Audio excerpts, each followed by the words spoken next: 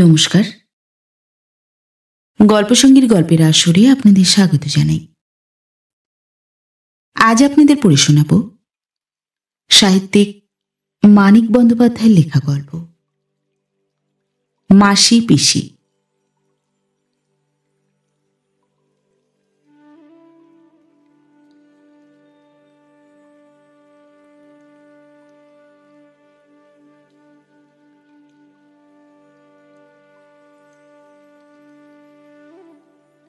শেষ বেলায় খালে এখন পুরো ভাঁটা। জল নেমে গিয়ে কাদার ভাঙা ইটপাটকেল ও ওজনে ভারী আবর্জনা বেরিয়ে পড়েছে। কংক্রিটের পুলের কাছে খালের ধারে লাগানো শালতি থেকে খড় তোলা হচ্ছে পাড়ে। পাশাপাশি জোড়া লাগানো দুটো বড় শালতি বোঝাই আঁটি বাঁধা খড় তিনজনের মাথায় চড়ে গিয়ে জমা হচ্ছে ওপরের মস্ত কাদায়। ওঠানামার পথে ওরা খড় ফেলে নিয়েছে কাদায়। শালতি থেকে ওদের মাথায় খড় তুলে দিচ্ছে দুজন। একজনের বয়স হয়েছে, আধ পাকা চুল, রোগা শরীর। অন্যজন মাঝবয়সী, বেঁটে, জোয়ান, মাথায় ঠাসা কদম ছাঁটা রুক্ষ চুল। পুলের তলা দিয়ে ভাঁটার টান ঠেলে এগিয়ে এলো সরু লম্বা আরেকটা শালতি। দুহাত চওড়া হয় কিনা হয়। দু মাথায় দাঁড়িয়ে দুজন প্রৌঢ়া বিধবা লগি ঠেলছে। ময়লা মোটা থানের আঁচল দুজনেরই কোমরে বাঁধা। মাঝখানে গুটিসুটি হয়ে বসে আছে অল্প বয়সী একটি বউ। গায়ে জামা আছে, নকশাপাড়ের সস্তা সাদা শাড়ি, আঁটোসাঁটো থমথমে গড়ন, গোলগাল মুখ। মাসি পিসি ফিরছে কৈলেশ, বুড়ো লোকটি বলল। কৈলাস বাহকের মাথায় খড় চাপাতে ব্যস্ত ছিল। চটপট শেষ আঁটিটা চাপিয়ে দিয়ে সে যখন ফিরল, মাসি পিসির শালতি হাতের মধ্যে এসে গেছে।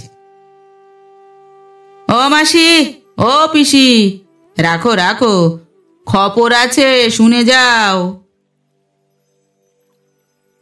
সামনের দিকে লগি পুঁতে মাসি পিসি শালতির গতি ঠেকায়।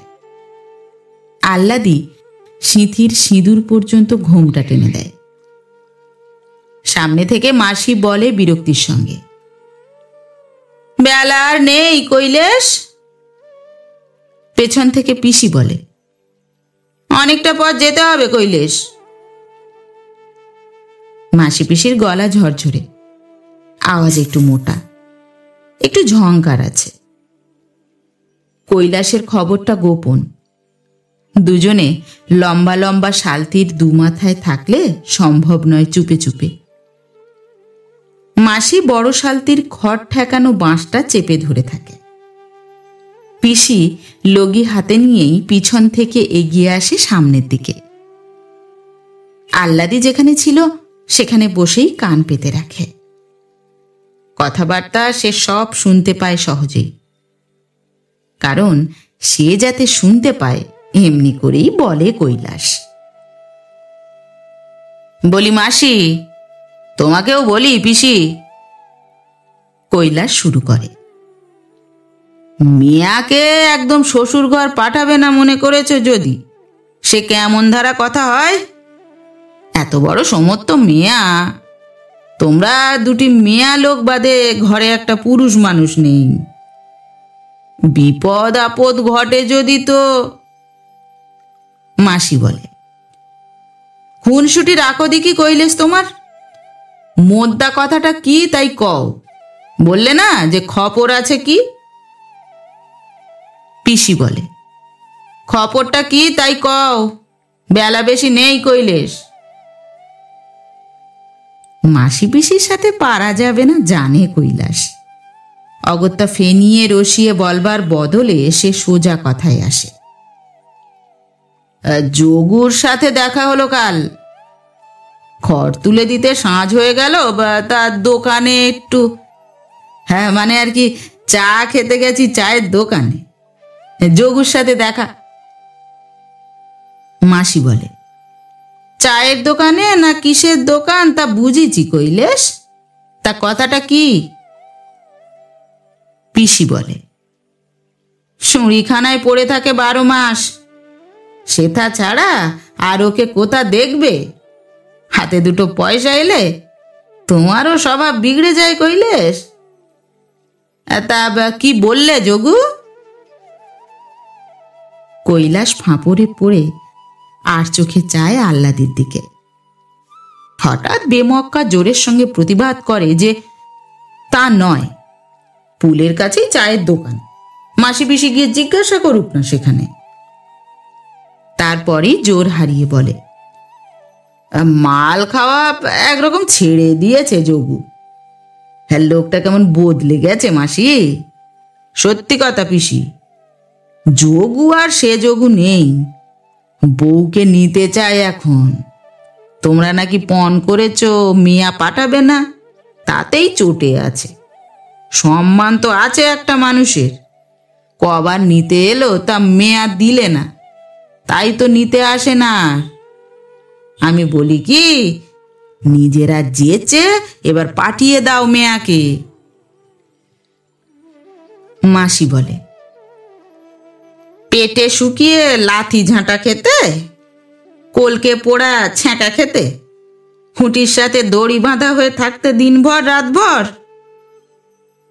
পিসি বলে, লাথির চোটে ফের গর্ভপাত হতে না মরতে?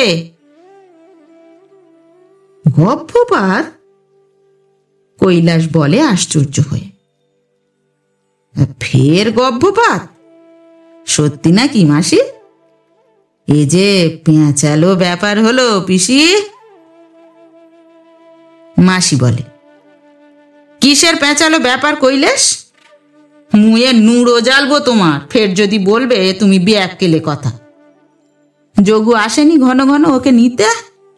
থাকেনি 2 দিন 4 দিন করে? পিসি বলে, মেয়া না পাঠাই, জামাই এলে রাখিনি জামাই আদরে তাকে?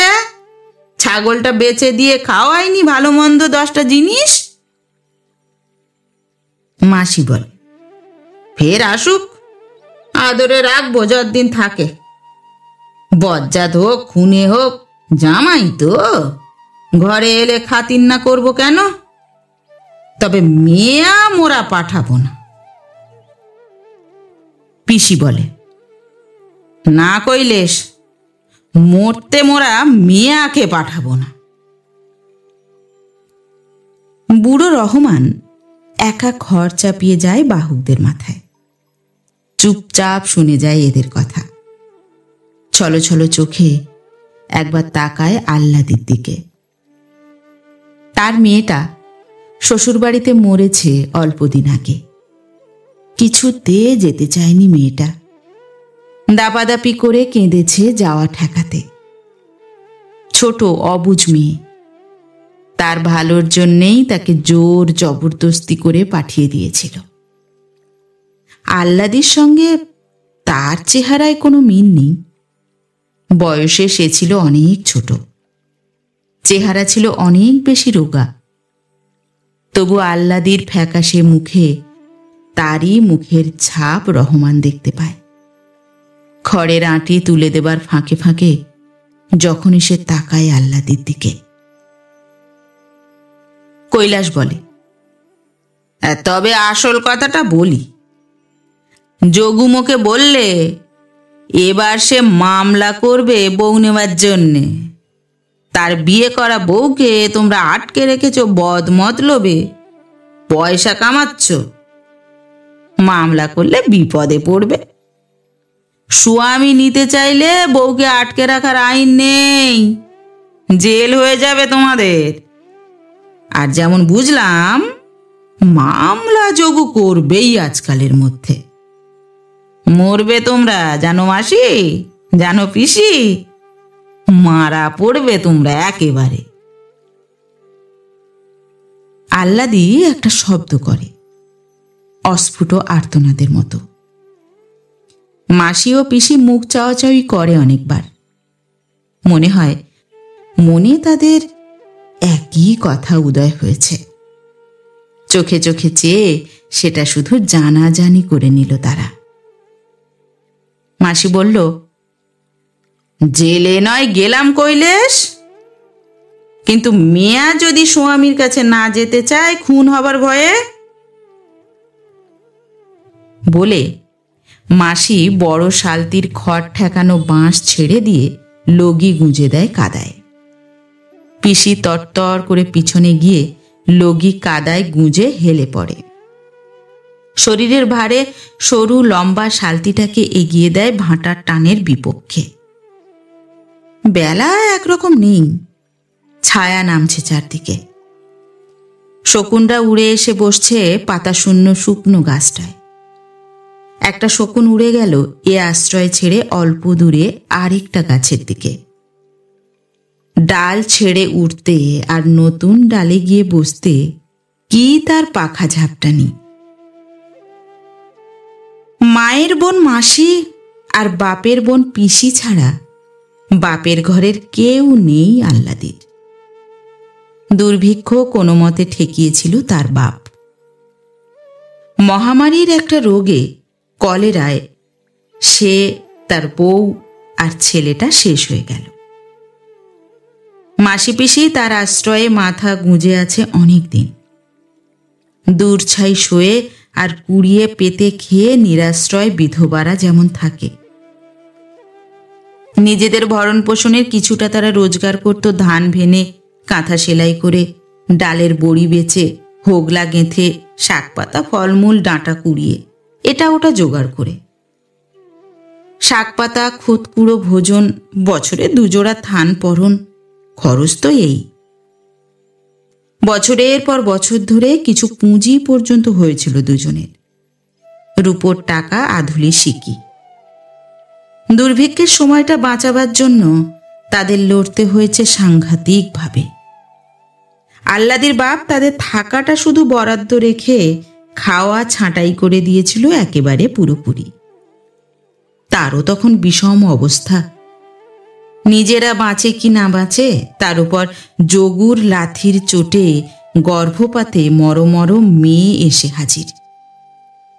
সে কোন দিক সামলাবে? মাসি পিসির সেবা যত্নেই আহ্লাদি অবশ্য সেবার বেঁচে গিয়েছিল। তার বাপ মাও সেটা স্বীকার করেছে। কিন্তু কি করবে? গলা কেটে রক্ত দিয়ে সে ধার শোধ করা যদি বা সম্ভব, অন্ন দেওয়ার ক্ষমতা কোথায় পাবে? পাল্লা দিয়ে মাসি পিসি আহ্লাদির জীবনের জন্য লড়েছিল। পেল যদি তো খেয়ে, না পেল যদি তো না খেয়ে। অবস্থা যখন তাদের অতি কাহিল, চারদিকে না খেয়ে মরা শুরু করেছে মানুষ, মরণ ঠেকাতেই ফুরিয়ে আসছে তাদের জীবনী শক্তি। একদিন মাসি বলে পিসিকে, একটা কাজ করবি বিয়াইন, তাতে তোরও দুটো পয়সা আসে, মোরও দুটো পয়সা আসে। শহরের বাজারে তরি তরকারি ফলমূলের দাম চড়া। গাঁ থেকে কিনে যদি বাজারে গিয়ে বেচে আসে তারা, কিছু রোজগার হবে। একা মাসির ভরসা হয় না শালতি বেয়ে অত দূর যেতে। যাওয়া আসাও একার দ্বারা হবে না তার। পিসি রাজি হয়েছিল। এতে কিছু হবে কি না হবে ভগবান জানে, কিন্তু যদি হয় তবে রোজগারের একটা নতুন উপায় মাসি পেয়ে যাবে, আর সে পাবে না। তাকে না পেলে অন্য কারো সাথে হয়তো মাসি বন্দোবস্ত করবে। তা কি পারে পিসি ঘুরতে দিতে? সেই থেকে শুরু হয় গেরস্তের বাড়তি শাকসবজি ফলমূল নিয়ে মাসি পিসির শালতি বেয়ে শহরের বাজারে গিয়ে বেচে আসা। গাঁয়ের বাবু বাসিন্দারাও নগদ পয়সার জন্য বাগানের জিনিস বেচতে দেয়। মাসি পিসির ভাব ছিল আগেও। অবস্থায় এক, বয়স সমান, এক ঘরে বাস, পরস্পরের কাছে ছাড়া সুখ দুঃখের কথা তারা কাকেই বা বলবে, কেই বা শুনবে। তবে হিংসা দেশ রেশারেশিও ছিল যথেষ্ট, কোন্দলও বেঁধে যেত কারণে অকারণে। পিসি ও বাড়ির মেয়ে, এ তার বাপের বাড়ি। মাসি উড়ে এসে জুড়ে বসেছে এখানে। তাই মাসির ওপর পিসির একটা অবজ্ঞা অবহেলার ভাব ছিল। এই নিয়ে পিসির অহংকার আর খোঁচাই সবচেয়ে অসহ্য লাগতো মাসির। ধীর শান্ত দুঃখী মানুষ মনে হতো এমনি তাদের, কিন্তু ঝগড়া বাঁধলে অবাক হয়ে যেতে হতো তাদের দেখে।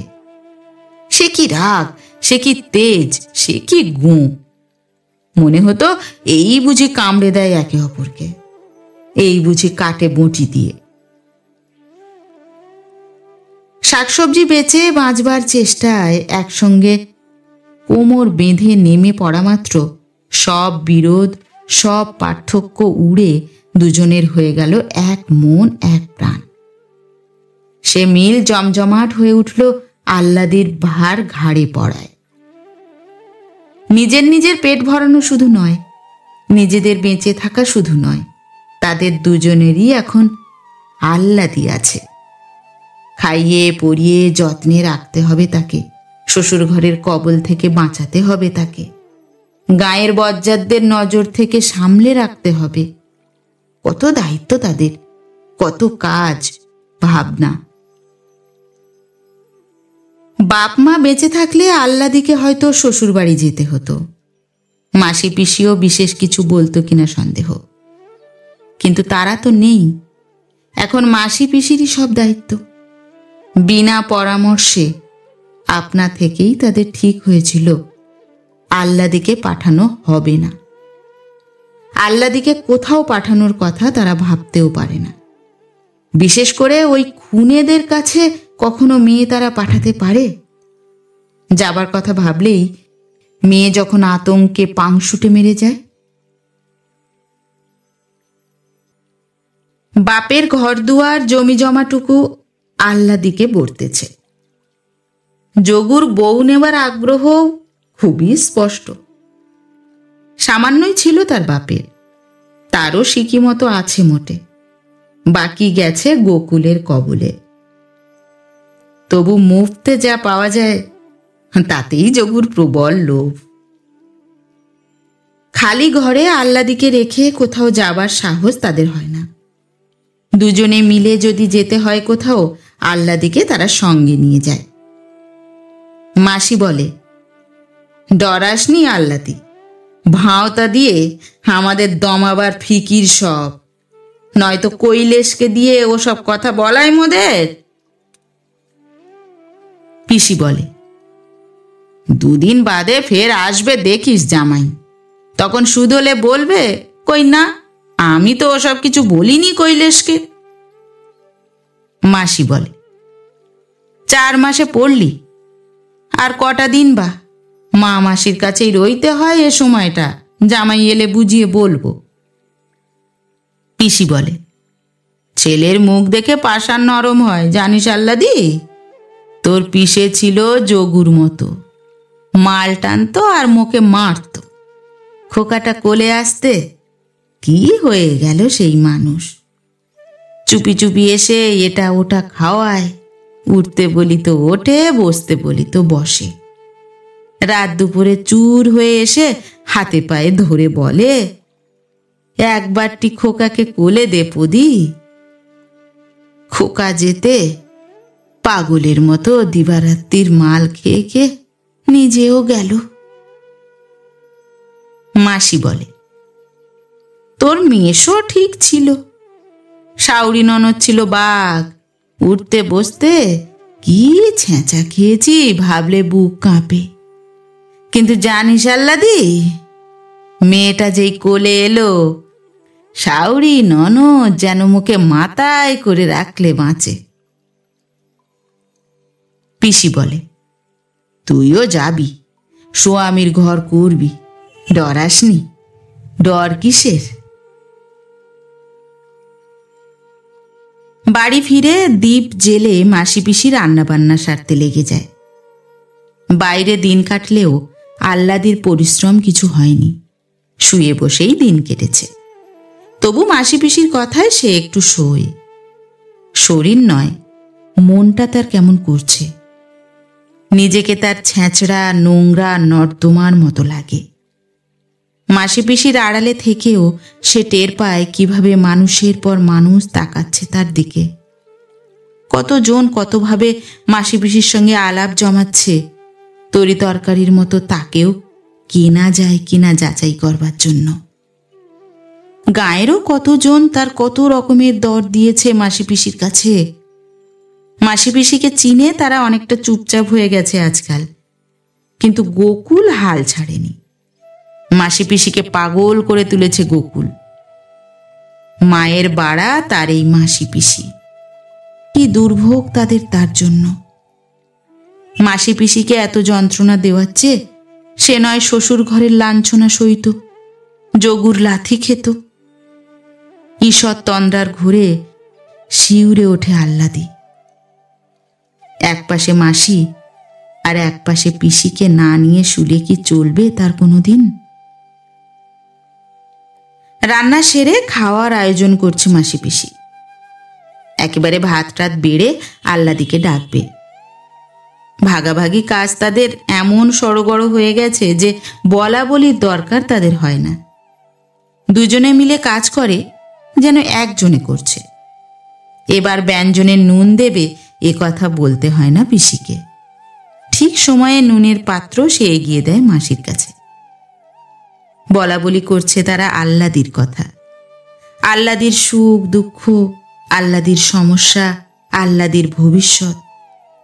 জামাই যদি আসে, একটি কড়া কথা তাকে বলা হবে না, এতটুকু খোঁচা দেওয়া হবে না। উপদেশ দিতে গেলে চটবে জামাই।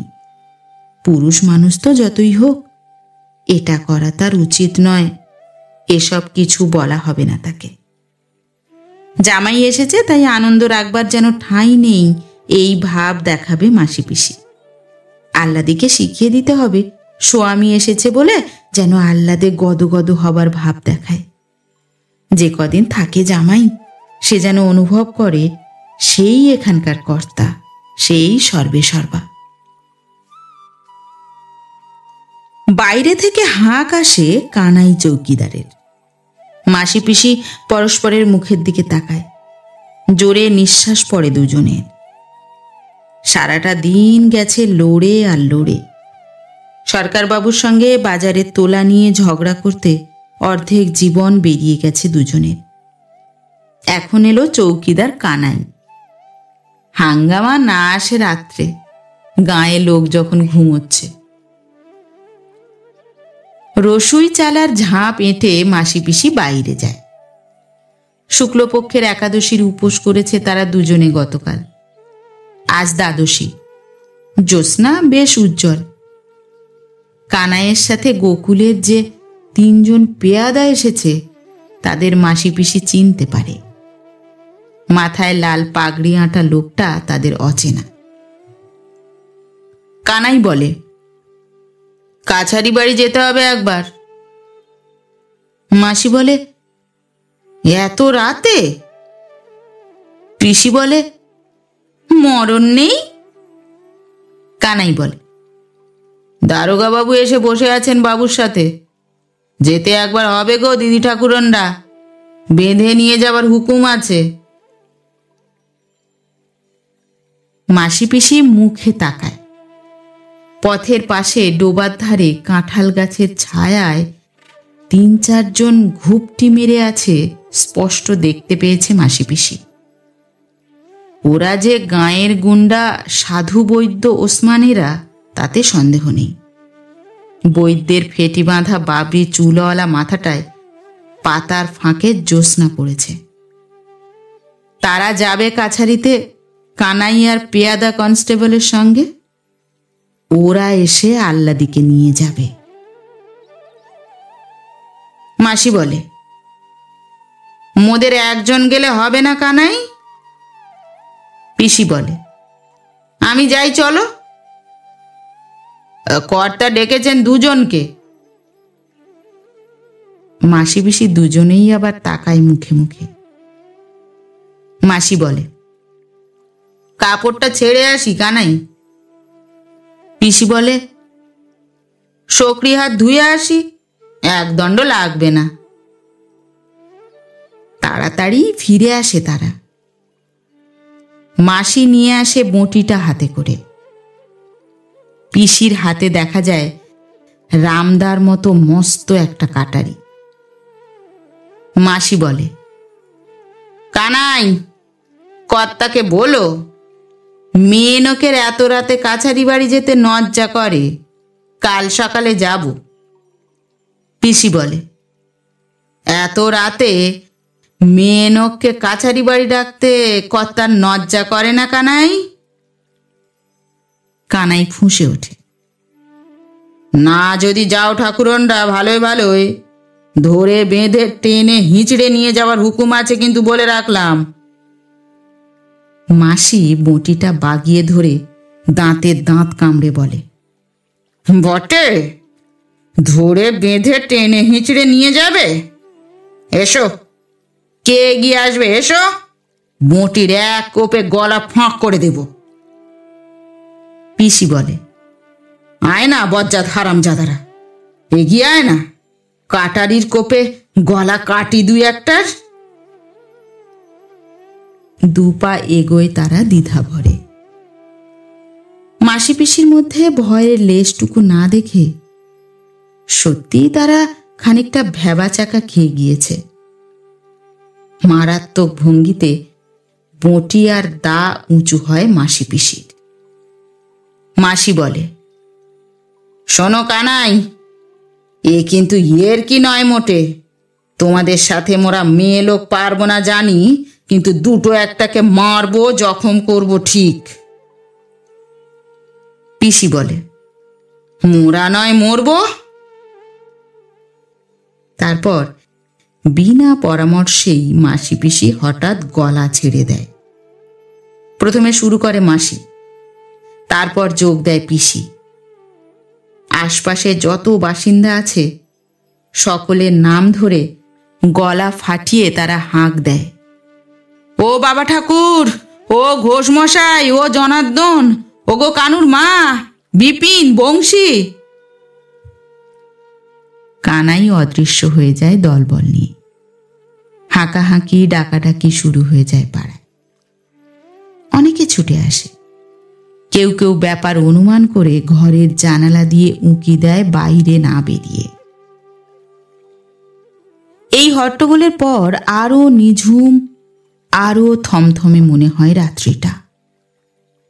আহ্লাদিকে মাঝখানে নিয়ে শুয়ে ঘুম আসে না মাসি পিসির চোখে। বিপদে পড়ে হাঁক দিলে পাড়ার এত লোক ছুটে আসে। এমনভাবে প্রাণ খুলে এতখানি জ্বালার সঙ্গে নিজেদের মধ্যে খোলাখুলিভাবে গোকুল আর দারোগা বেটার 14 পুরুষ উদ্ধার করতে সাহস পায় জানা ছিল না মাসি পিসির। তারা হাঁক ডাক শুরু করেছিল খানিকটা কানাইদের ভড়কে দেওয়ার জন্যে।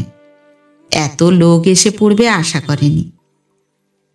তাদের জন্য যতটা নয়, গোকুল আর দারোগার উপর রাগের জ্বালাই যেন ওদের ঘর থেকে টেনে বার করে এনেছে মনে হলো সকলের কথাবার্তা শুনে। কেমন একটা স্বস্তি বোধ করে মাসি পিসি, বুকে নতুন জোর পায়। মাসি বলে, জানো বেয়ান, ওরা ফের ঘুরে আসবে মন বলছে। এত সহজে ছাড়বে কি? পিসি বলে, তাই ভাবছিলাম, মেয়েটাকে কুটুম বাড়ি সরিয়ে দেওয়ায় সোনাদের ঘরে মাঝরাতে আগুন ধরিয়েছিল সেবার। খানিক চুপচাপ ভাবে দুজনে। মাসি বলে, সজাগ রইতে হবে রাতটা।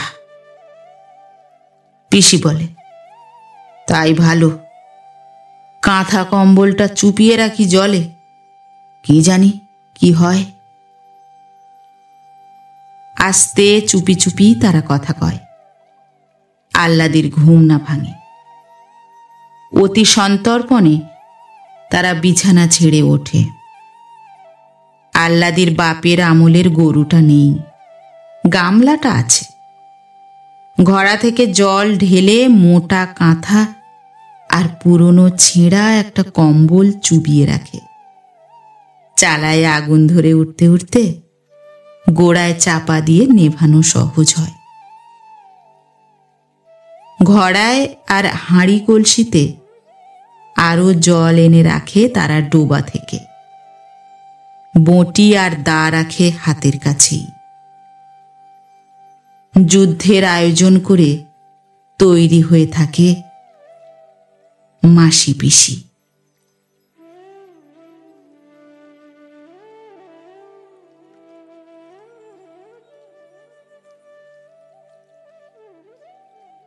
নমস্কার। নতুন একটি গল্প নিয়ে খুব শিগগির ফিরে আসছি। ততক্ষণ সবাই ভালো থাকবেন, সুস্থ থাকবেন। গল্প পাঠ কেমন লাগলো অবশ্যই কমেন্ট করে জানাবেন, এবং ভিন্ন ভিন্ন স্বাদের অডিও স্টোরি শোনার জন্য অবশ্যই চ্যানেলটি সাবস্ক্রাইব করবেন। ধন্যবাদ।